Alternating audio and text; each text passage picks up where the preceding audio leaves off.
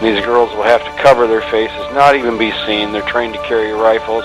You know, it's not the romantic adventure, to say the least, that's being promised to them. Welcome to the Goddard Report. Comments made on the Goddard Report and TalkDigitalNetwork.com are an expression of opinion only. Here is Jim Goddard. My guest is Mish Shedlock from Sitka Pacific Capital Management. Check out his blog, Global Economic Analysis.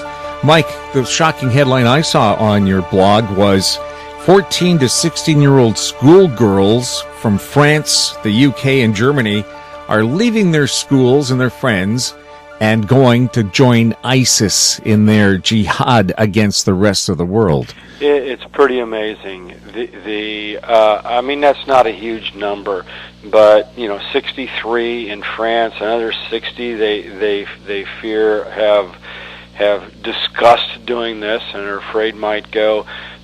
50 in the UK, another 40 in Germany, and then there's other countries that have a handful. Austria had some.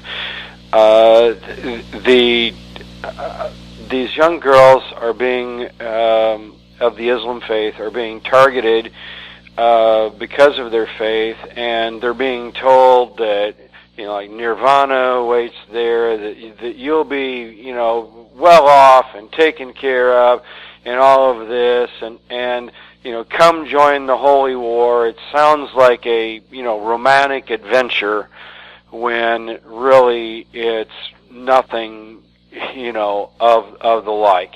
Anyone that goes there is probably not going to be able to get back. And imagine a 16-year-old girl just being stuck with a 40-year-old ugly jihadist who wants to use her to have kids and raise more people in the Islam faith. And these girls will have to cover their faces, not even be seen. They're trained to carry rifles. It's not the romantic adventure, to say the least, that's being promised to them. And it's really a sad state of affairs. This reminds me a lot of the Iran-Iraq war, where Iran recruited 12-year-old kids, grade sixers, in their classroom saying, how would you like to help out your country? They slapped them into army uniforms and had them charge at the Iraqi front lines. The kids did not have any weapons. Their sole purpose was to soak up machine gun bullets until the machine guns overheated and wouldn't work anymore. Then the real troops would charge the front lines. 1 million lives were lost in that war, and of course hundreds of thousands wounded, maimed, and who knows what else happened to them. And here, these little girls now are going to have the same thing probably happen to them. Yeah, exactly. Rape, tortures, mistreated, whatever, not fed. Certainly not the nirvana that's been portrayed to them. A very, very sad story, actually. And, one almost wonders, how such a thing, can even happen. And, what does it say, actually, about the families of these kids, not understanding what's going on through their sons and daughters' heads? Well, of course, now we have countries like the U.S., Canada, saying if you go to help this group of, I call them insurgents and wild men, you should lose your citizenship and shouldn't be allowed back in your country. After all, part of their strategy is what the Russians have done for decades, and that's to put sleepers in your society, where they can sit there for years and not do anything wrong, and then suddenly your hydro plant is being blown up, or your schools. Yeah,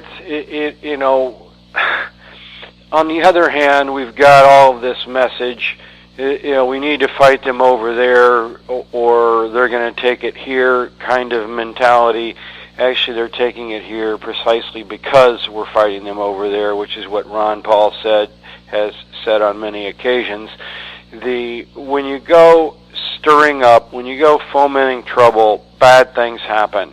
and ISIS is a direct result of U.S. policy. We overthrew Saddam Hussein, who is by no means a good person. In fact, he was quite an evil person. But you know what? We replaced him with a system that was even far worse. And for all his faults, Hussein at least had religious tolerance. People didn't have political freedom. You certainly couldn't do or say anything against him without winding up in serious trouble. But the Catholics got along just fine. It was political repression, not religious oppression. You know, the Shiites and the Sunnis fought with each other a little bit, just a little bit, nothing like now. He kept control, and now we go in there and we install a government that's friendly towards Iran. Wasn't Iran a bigger enemy of us? And the Sunnis are rising up against the repression now by the Shiites, and ISIS formed in its wake. And the U.S. directly caused this. And, you know, and in Syria, we're fighting Assad, and and ISIS is fighting Assad, and here it is, you know, we're on the exact same side as the guy in Syria we're trying to overthrow. How much sense does that make? The U.S. in this battle against ISIS has actually defended members of the Iranian Revolutionary Guard. How much sense does that make? So the one can look back and say we ought to do something. One can look back and say, you know what, haven't we done enough? You know, all of these things are happening because of what we've done.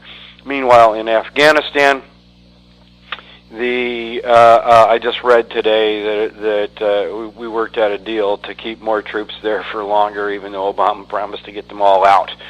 And the reason why we did that is Taliban is about ready to overtake the entire nation. It's marching on the capital of Afghanistan, and here one wonders what we accomplished by spending $3 trillion on any of this stuff. The answer is nothing. We've made matters worse. When is President Obama going to actually earn his Nobel Peace Prize? Oh, he's already. When is he going to earn it? Yes, well, he's already got it. Yeah, that's an interesting question, given that he's bombed 9 countries or something like that since he won the prize. Well, his name is Obama. well, you have a point there. We'll have more with Mish Shedlock right after this. More and more people are looking to the internet for intelligent, riveting, and thought-provoking interviews. To advertise on the Goddard Report and TalkDigitalNetwork.com, call 604-699-8600, 604-699-8600. In Goddard we trust. Welcome back. We're speaking with Mish Shedlock from Sitka Pacific Capital Management, but mostly we're talking about the headlines in his blog, Global Economic Analysis. From 30,000 feet, everything down below you looks pretty much the same, and you're just telling us that the U.S. bombed the wrong refineries in Syria in their effort to get to ISIS. Yeah, we bombed civilian-owned refineries. No apology, no nothing. Meanwhile, I mean, I just look across the entire geopolitical spectrum, since that seems to be the focus of this. We've got in Spain, you know, the Catalans won independence. Certainly the rebels are fighting in Ukraine. Some people are blaming Russia, but once again, that's another story. The U.S. fomented the overthrow of former president of Ukraine. We've got someone in there now more to our liking, but the people in eastern Ukraine didn't like it any, and so we've got a civil war now in Ukraine as a direct response of this. The statements out of Spain are particularly amusing. These people want to have a vote for independence, and Prime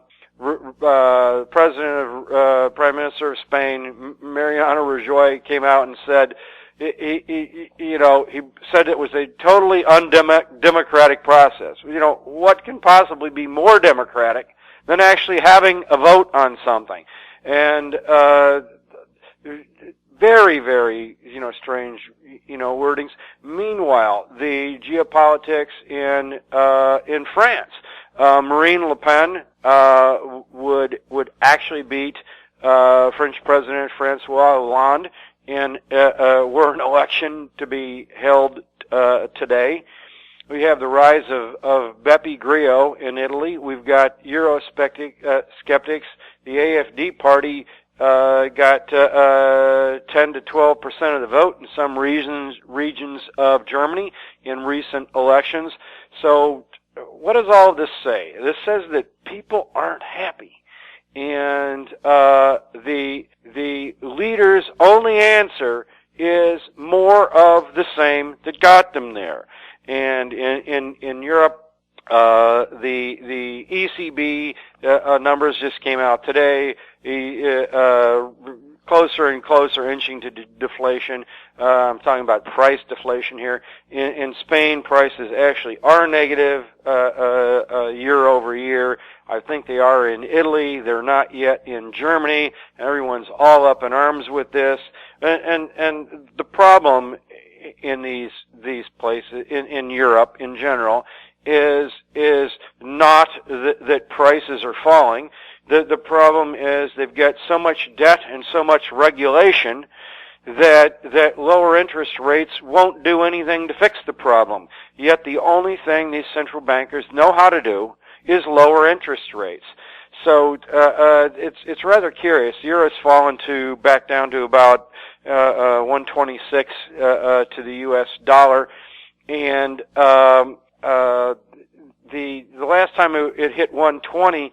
Europe was all up in arms, all, worried. This is in the crisis in Greece was hitting. The euro plunged, and they didn't want the euro plunging. Well, now they do want the euro plunging. And meanwhile they call this the guise of price stability. It's actually Europe has price stability. Prices have been stable, slowly falling, but no, they don't want that. They want 2% interest rates when wages aren't growing by 2% a year and job growth doesn't keep up. So central banks are exacerbating the problem here, and Europe and Japan are both at the breaking point here. Somebody suggested to me, instead of the big bank bailout when we started off the economic crisis, why didn't they just give the money directly to consumers? And it would have worked out to something incredible, like $50,000 a family. I wrote about that. I don't know if you saw that on my blog, but for starters, the Fed cannot give money away. The Fed can make money available for lending. It can go out there and purchase assets. It can buy U.S. treasuries, so it gets treasuries. The money goes to the bank, but at the end of that term, when they, if it's a 1-year treasury, at the end of that treasury, it's paid interest on this, but the asset goes away. The money expires and the money's drained from the system. It's quite a bit different than the Fed just going out there and giving money away. The Fed cannot give money away. And what did the banks really get out of this? Actually, they got interest on a couple of $1 trillion. And I worked it out, and it amounts to, something like, $70 a person or $100 a person, if we divide that into U.S. households, not the reported, 56,000. Banks didn't get, $2 trillion of gift. Banks got interest at 0.5% on $2 trillion of interest, a very, very big thing, and the people writing that, they're just wrong for two reasons. First, their math was wrong, and second off, the central banks can't and don't and wouldn't, even if they could, give money away. They're there to protect the banks, not to give money away to people who might use it to pay back loans. Now, Congress could, but that's a different issue. Certainly, central banks cannot do what these writers have suggested. Would it be a good idea for the government to come up with a scheme like that, and not maybe $50,000, but say $10,000 a family? I don't think so.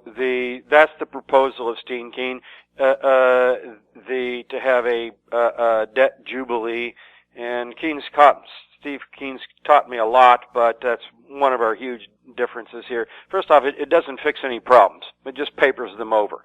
And, let's say they did this in Europe. It doesn't fix any fundamental problems with Europe. It doesn't fix any fiscal problems. It doesn't fix any, competitive issues between France and Spain. We don't have some of those issues here in the United States, but we do have other ones. It does in the United States and Europe. It doesn't fix, problems with public unions. It doesn't fix the government's propensity to overspend. It literally fixes nothing. I suppose if someone told me at gunpoint, we would do this, and what would you demand in return for it? I would say end of collective bargaining, end of public unions, a balanced budget amendment from here on, on out, a return to the gold standard, something. You want to put a lot of really severe conditions on doing something like this, and as a pragmatic person, I would say, okay, it's worth the trade-off to do this, but no one's proposing to do that. They just want to propose, giving money away as if that's going to cure anything. Well, it's never worked in history, and it's not going to work now, and it doesn't fix any problems. How about governments getting a better handle on their spending? A good example of that in Canada. Just the other day, they signed a free trade agreement with Europe. Two of the bureaucrats in charge of it missed their flight. So Prime Minister Harper decided to give them the equivalent to Air Force One to fly back home at a cost of $300,000. When really, if you wanted to be nice, I would have bought them two first-class British Airways tickets.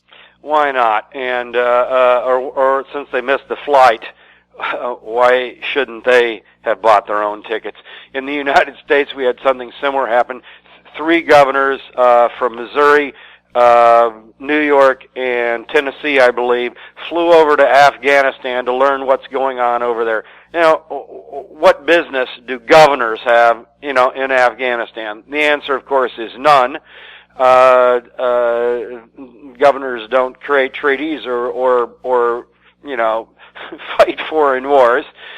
So maybe there's a terrorism aspect, but did we need to fly them to Afghanistan for training, or could we have had that right here in the United States? So we have all of these political grandstanding events going on, here in the United States, in Canada, everywhere. It's a small, trivial drop in the bucket of all the problems we had, but it's quite symptomatic of exactly of what's going on. Here in the United States, every congressman wants a project for their district. It doesn't matter whether that project has any national bearing or interest or merit whatsoever. They just want jobs in their district, and far too often these jobs are war machine related. Look no other person say than someone like Senator McCain. Everyone wants a war project because those tend to be high-paying jobs. The problem is you build weapons, you have a tendency to use them. I really thought in Gulf War I they were just getting rid of cruise missiles that were about to expire. And at $1 million a copy, yeah, we got to use them. That is, unfortunately, the mentality of some of these guys. And we've learned nothing here. I didn't expect much from President Obama. I expected him to get some things right. He didn't. Yet we look at the other side of the picture. What would have happened, say, had Mitt Romney have won, I believe we would be in a trade war with Russia, if not worse. We would be in a real war with Iran, and both of the political parties in the United States leave a lot to be desired. Mike, always fun talking to you. It's a pleasure to be on the show, and look forward to being returning in the future. People can find my blog by doing a Google search for Mish. I write about gold, interest rates, silver, the global economy, inflation, deflation, 7 days a week. Thanks again. You've been listening to The Goddard Report on TalkDigitalNetwork.com. You can find us on Twitter at TalkDigitalNet. Comments about the show can be sent to info@HowStreet.com. I'm Jim Goddard. Comments made on The Goddard Report and TalkDigitalNetwork.com are an expression of opinion only. The Goddard Report is available online and mobile at TalkDigitalNetwork.com. The Goddard Report is a production of How Street Media Incorporated.